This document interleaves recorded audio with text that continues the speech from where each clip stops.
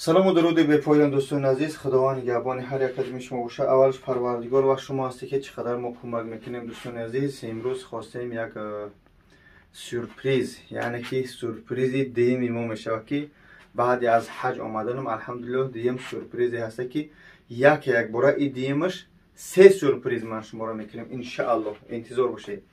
این سورپریزهای ما برای پدران، مادران، برای خواهران، برای برادرانی که در برم هستند و خصوصا با برادرانی که در مهاجرت در تمام شهری روسیه هستند.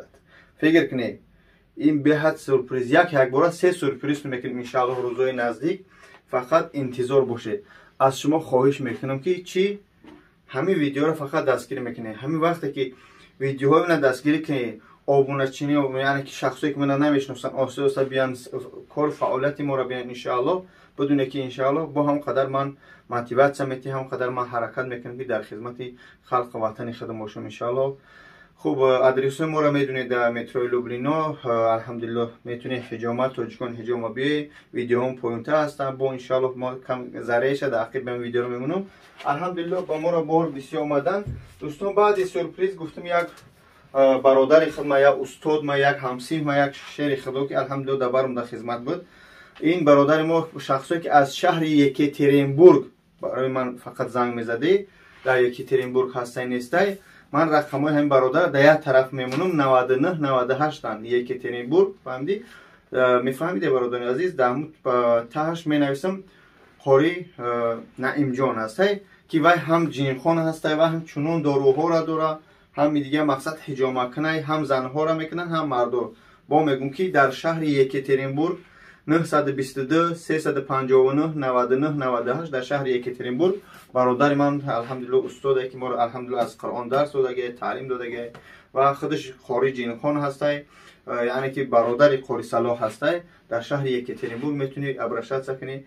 تمام داروها و حجامه مقصد هم حجامه زنانه دارن هم مردانه دارن ان شاء الله در خدمت هستن دوستان عزیز. میتونید با همین رقمای 99 98 من رقمای 99 98 دیگر پر میمونم. رقمای خدمت 16 17 این کارخانه خدمت در مترو لوبلینا. الحمدلله دوستان عزیز قرآن ها خیلی بسیار اومدن.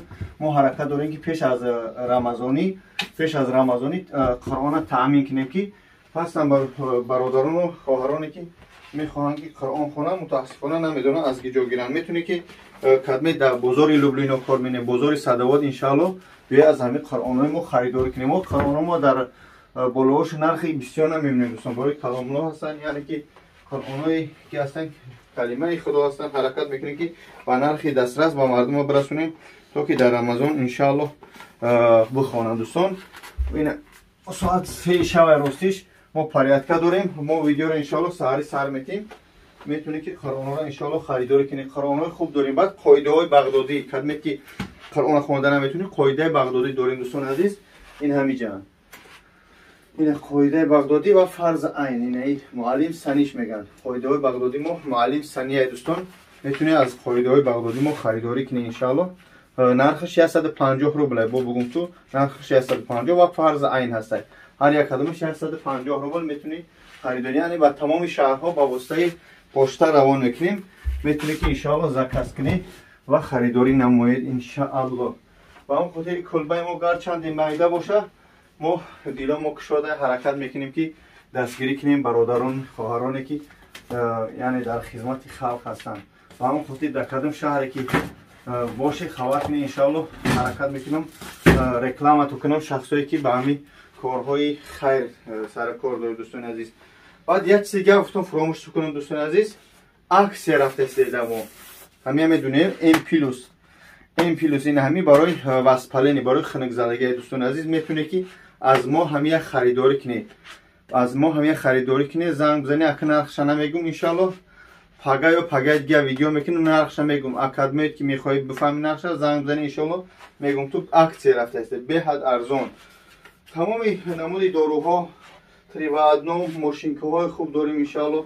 ماشینکوها داریم. ماشینکوهای دوستان عزیز یعنی سنسور نیست 2000 نرخش میتونه که خریداری کنید.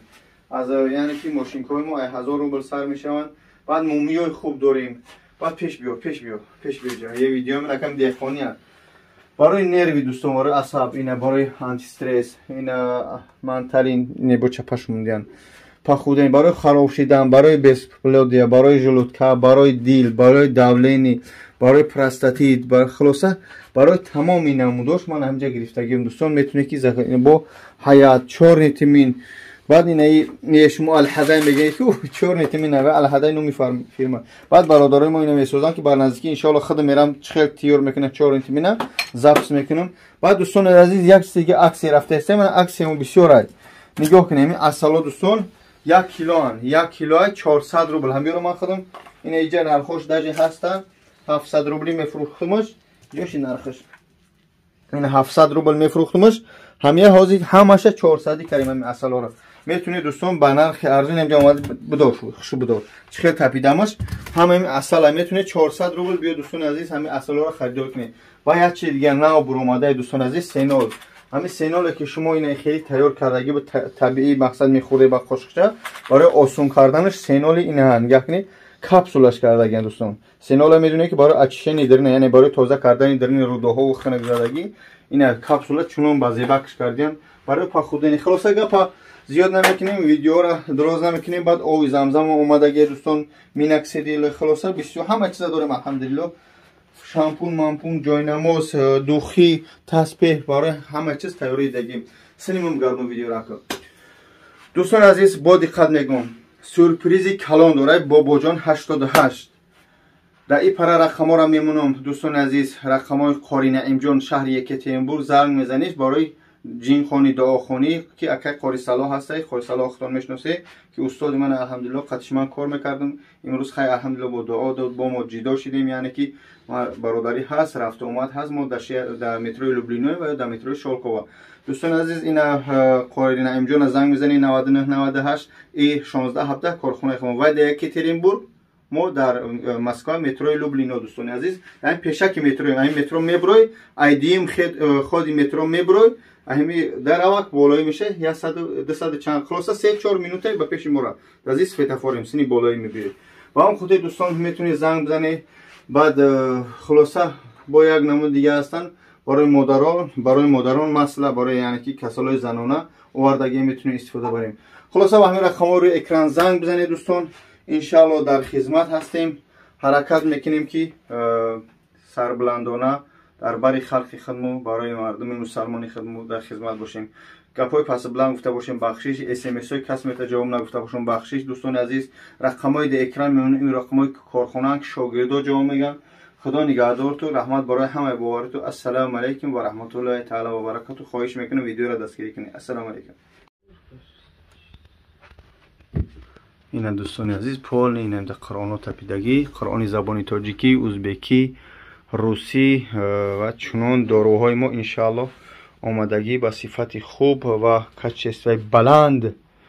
ماشینکه پاشینکه گپ خبر تسبیح منتالین پانتالین اگه گپ کوچگی ما ماشینکه پاشینکه منتالین پانتالین نیست. خلاصه برای همه نمود آب زمزم، عسل ها، اسپری، خلاصه تمام چیز الحمدلله در ما مهیا است. خدا نگهدار، رحمت برای همه دستگیرتان. السلام علیکم.